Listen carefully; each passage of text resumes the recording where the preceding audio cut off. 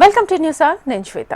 కూకట్పల్లి బాలిక హత్య కేసును పోలీసులు ఛేదించారు. సహస్రను హత్య చేసింది 10th క్లాస్ విద్యార్థి అని గుర్తించారు. నిందితుడిని కూకట్పల్లి పోలీసులు అదుపులోకి తీసుకున్నారు. ఈ నెల 18న సంగీత్ నగర్ లో 11 సహస్ర హత్యకు గురైంది. ఇంట్లో ఎవరూ లేని సమయంలో సహస్ర ఇంట్లో చోరీకి వెళ్లాడు నిందితుడు డబ్బులు తీసుకుని వెళ్తుండగా సహస్ర చూడడంతో గొంతు నులిమాడు. దీనికి సంబంధించి మరింత సమాచారాన్ని మా ప్రతినిధి రమణ అందిస్తారు. పోలీసులకు సవాలు విసిరిన కేసు కూకట్పల్లి బాలిక మర్డర్ కేసు. అసలు 2 తెలుగు రాష్ట్రాల్లో కూడా సంచలనంగా మారిన ఈ కేసుకు సంబంధించి చాలా రోజులుగా మనం చూస్తున్నాం. అంటే 5 రోజులుగా అసలు ఏం జరిగిందనే కోణంలో పోలీసుల దర్యాప్తు కొనసాగింది. సర్వత్రా ఈ అంశం గురించే చర్చ. అంటే పెరుగుతున్న నేరాలకు సంబంధించి వైపు ఆందోళన వ్యక్తమైంది. అయితే ఇప్పుడు వెలుగు చూసిన ప్రస్తుతం కేసు చిక్కుముడి వీడిన తర్వాత వెలుగు చూసిన అంశాలు అయితే ప్రస్తుతం నివ్వెరపరుస్తాయని చెప్పాలి. ఒక 14 సంవత్సరాలు అంటే 10వ తరగతి చదువుతున్న బాలుడు ఈ దారుణాన్ని కొడిగట్టడం మొత్తం అందరినీ కూడా షాక్ గురి చేసిందని చెప్పాలి. పోలీసులు కూడా దర్యాప్తు చేసిన పోలీసులు కూడా ఆ బాలుడు చెప్తున్న విషయాలు విని షాక్ గురయ్యారు. అంటే కేసు ముందు నుంచి మనం పూర్వపరాలు చూసినప్పుడు ఆ బాలిక అయితే ఆ రోజు స్కూల్ లేదు కాబట్టి ఇంట్లో ఒంటరిగా ఉంది. తల్లిదండ్రులు ఇద్దరు కూడా ఉద్యోగులే కాబట్టి వారిద్దరు ఉద్యోగం కోసం వెళ్ళిపోయారు. బాబు ఎవరైతే బాలిక సహస్ర తమ్ముడు తన స్కూల్కి వెళ్ళాడు. అయితే బాక్స్ తీసుకెళ్ళలేదు. ఆ బాక్స్ తీసుకెళ్ళడం కోసం అంటే తల్లి ముందు బాక్స్ రెడీ చేసి వెళ్ళింది.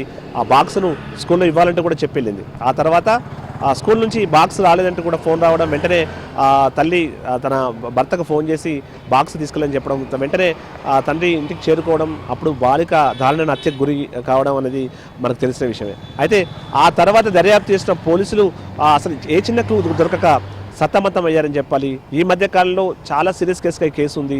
ఓవైపు అటు తీవ్రమైన ఒత్తిడి, పై అధికారుల నుంచి వస్తున్న ఒత్తిడి, మరోవైపు ఎలాంటి ఆధారం లేకపోవడంతో పోలీసులు కూడా వారు తీవ్రమైన ఒత్తిడికి గురయ్యారని చెప్పాలి. కంటి మీద కునుకు లేకుండా ఈ 5 రోజులుగా కూడా తీవ్రమైన దర్యాప్తు కొనసాగించారు. అన్ని కోణాల్లో అటు టెక్నికల్ సంబంధించిన అంశాలు కావచ్చు, అన్ని అంశాలు కూడా పరిశీలించారు.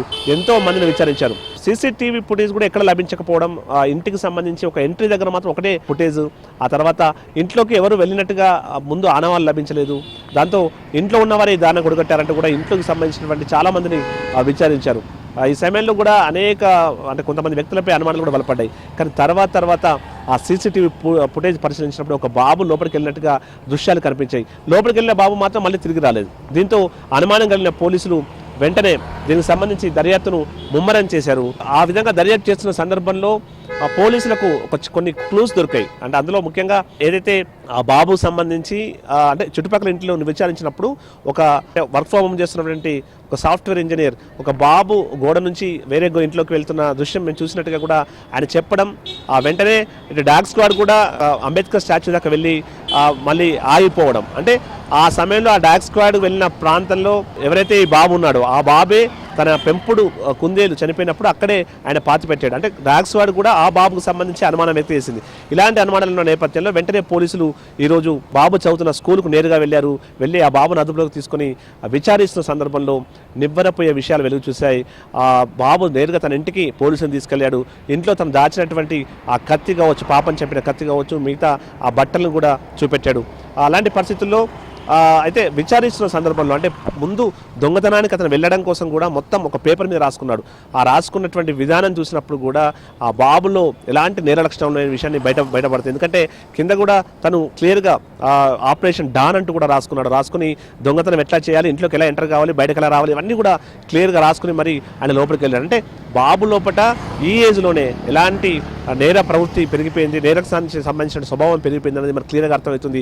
అయితే బాబును స్వభావం చూసినప్పుడు ఆయన ఎప్పుడు నిత్యం ఈ వెబ్ సిరీస్లు చూస్తూ ఉంటాడు. సిఐడి సంబంధించిన క్రైమ్ సీరియల్స్ ఎక్కువ ఫాలో అవుతాడు. ఇక ఆర్థిక ఇబ్బందులు కూడా అతన్ని సతమతం అవుతున్నాయి. తండ్రి మద్యానికి బానిసైన పరిస్థితి ఉంది. ఇలాంటి పరిస్థితుల్లో డబ్బు కొంత ఇబ్బందిగా ఉంది. ఈ క్రమంలోనే తను ఆ దొంగతనానికి ప్లాన్ చేసినట్టుగా అయితే ప్రాథమికంగా అనుమానాలు ఉన్నాయి. ఇంకా విచారణ జరుగుతుంది కాబట్టి ఇంకా చాలా విషయాలు బయటకు రావాల్సి ఉంది. ప్రస్తుతం అంటే బాబు చెప్పిన దాని ప్రకారం అయితే బాబు లోపలికి వెళ్ళి ఆ దొంగతనం చేస్తున్న సందర్భంలో అప్పుడే సహస్ర ఇంట్లోకి వచ్చి ఆ బాబుని చూసింది. తెలిసిన బాబు కాబట్టి, ఎందుకంటే మొన్నటికి మొన్న అంటే ఇంటి చుట్టుపక్కలే ఉంటారు. మొన్నటికి మొన్న అంటే లాస్ట్ ఏప్రిల్ 19న ఆ పాప బర్త్డే అయినప్పుడు కూడా బాబు వచ్చాడు, కేక్ తినిపించాడు. ఆ ఫోటోలు కూడా ఇప్పుడు వైరల్ అవుతున్నాయి. అలాంటి అంత క్లోజ్గా ఉన్నటువంటి కుటుంబం కాబట్టి బాబును గుర్తుపడితే తనకు ఇబ్బంది అంటూ కూడా భావించినటువంటి బాబు ఆ బాలికను సహస్రని ముందు గొంతు నుండి మతమార్చాడు. అయితే మనకు ఒకవేళ చనిపోతే ఎట్లా అనేటువంటి అనుమానంతో వెంటనే తన దగ్గర ఉన్న కత్తితో ఆ బాలికను అత్యంత దారుణంగా కిరాతకంగా పొడిచి మరి తీవ్రంగా కత్తితో పొడిచాడు. అట్లా 18 ఘాట్లు ఉన్నట్టుగా 18 కత్తిపోట్లున్నట్టుగా కూడా మనకు పోస్ట్ మార్టం రిపోర్ట్లో బయటపడింది. అంటే ఇవన్నీ ఒక బాలునిలో, ఒక చిన్న ఏజ్ ఉన్నటువంటి 14 సంవత్సరాల బాబులో ఎలాంటి ఒక దారుణమైనటువంటి భావాలు ఉన్నాయనే విషయాన్ని ఇది బహిర్గతం చేసింది. అయితే ఇట్లా మొత్తంగా పోలీసుల దర్యాప్తు సందర్భంగా ఇవన్నీ కూడా బయటపడ్డాయి. ప్రస్తుతం ఇంకా విచారణ కొనసాగుతూనే ఉంది. మొత్తం మీద బాబును అదుపులోకి తీసుకుని ప్రస్తుతం ఇంకా పూర్తి స్థాయిలో వివరాలు రాబట్టే ప్రయత్నం చేస్తున్నారు. అయితే క్రికెట్ బ్యాట్ కూడా తీసుకోవడానికి ప్రయత్నం చేశాడు అనేటువంటి వార్తలు వస్తున్నాయి. కానీ తను రాసిన పేపర్లో మాత్రం మనీ అనే టాపిక్ రాశాడు. ఆ మనీ ఎట్లా తీసుకోవాలి, లోపలికి ఎలా వెళ్ళాలి అంతా కూడా ఒక పక్కా ప్లాన్గా రాసుకుని మరి ఈ యొక్క దారిని కొడగట్టాడు. ఏదేమైనా ఈ ఇన్సిడెంట్ మాత్రం ప్రస్తుతం సమాజంలో ఉన్న పరిస్థితుల్ని మనకు అర్థం పడుతుందని చెప్పాలి. ఒక తెల్ల కాగితం లాంటి పిల్లలపై ఇప్పుడున్న సోషల్ మీడియా కానీ మిగతా అవన్నీ ఎలాంటి దుష్ప్రభావం చూపెడుతున్నాయి, ఈ క్రైమ్ వెబ్ సిరీస్ ఎలాంటి దుష్ప్రభావం చూపెడుతున్నది మాత్రం కాదని నిజం. ఎందుకంటే నేరం చేయడానికి గొప్పగా భావిస్తున్నారు. అతను రాసినటువంటి టైటిల్ కూడా తను ఆపరేషన్ డాన్ అంటూ పెట్టుకున్నాడు. డాన్ అంటే ఒక విలన్ కూడా హీరోగా ఈరోజు సినిమాలు చూపెడుతున్నాయి. మనకు ఈ కంటెంట్లో ఉన్న ఈ వెబ్ సిరీస్ కంటెంట్లు కూడా చూపెడుతున్నాయి.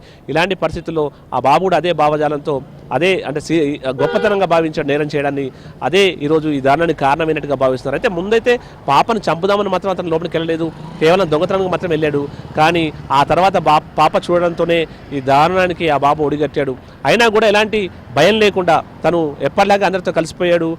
అయితే మొన్న పోలీసులు విచారణ చేసిన సందర్భంగా కూడా పోలీసులతో మాట్లాడుతూ తనకు కేకలు వినిపించాయి, డాడీ డాడీ అంటూ కూడా సహస్ర తను అరుపులు అరిచింది అంటూ కూడా తను పోలీసుల విచారణలో వెల్లడించాడు.